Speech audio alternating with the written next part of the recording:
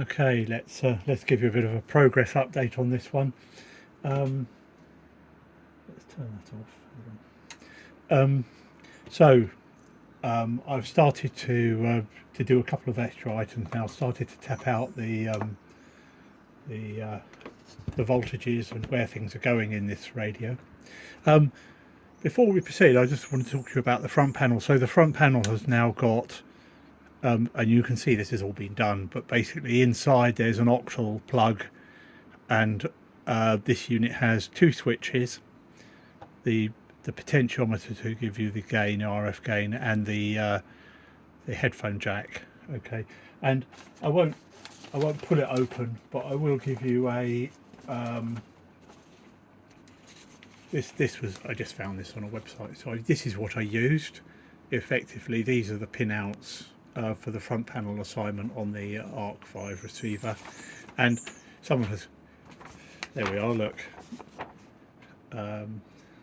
W6 sorry, there we go, I'll give it credit. W6 STS has basically created a handy wiring diagram for how to connect this up. So effectively I just followed this, and you'll see it on the front panel here.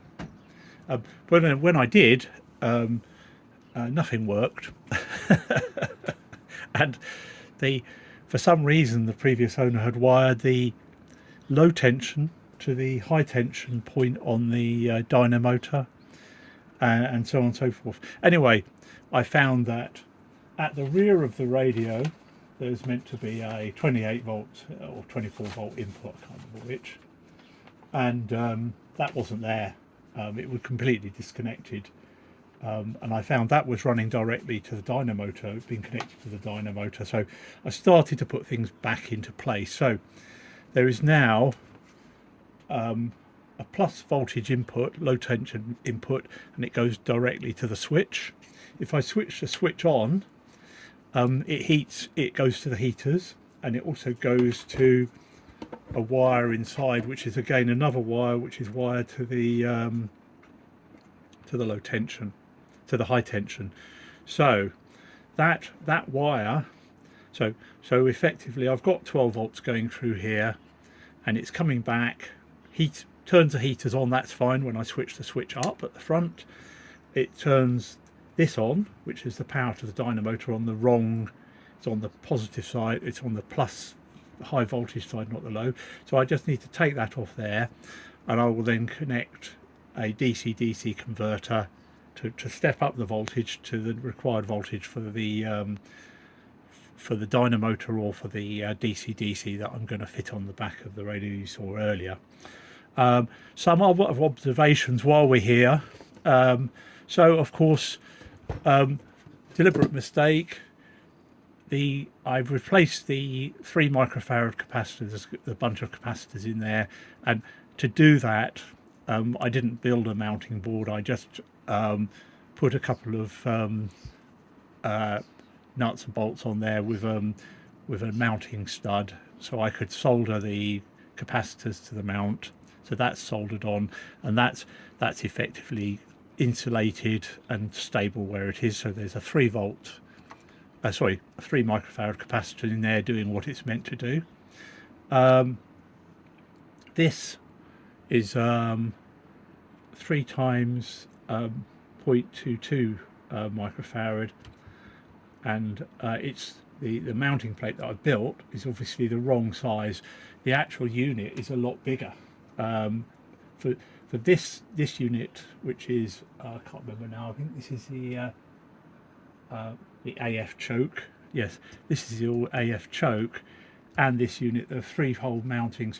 So it doesn't really matter. I'm going to one hole is fixed it quite firmly, but what I'll do is I'll just drill out at the top here, and it will drill just through the top of the, and I'll just pinch the circuit board with a washer, and that'll be nice and solid in there in place. And I'll just put a spare nut into the remaining hole.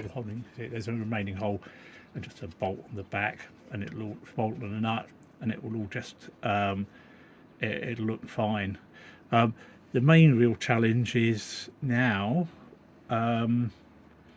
looking at this is probably where I fit this DC-DC to, probably in here.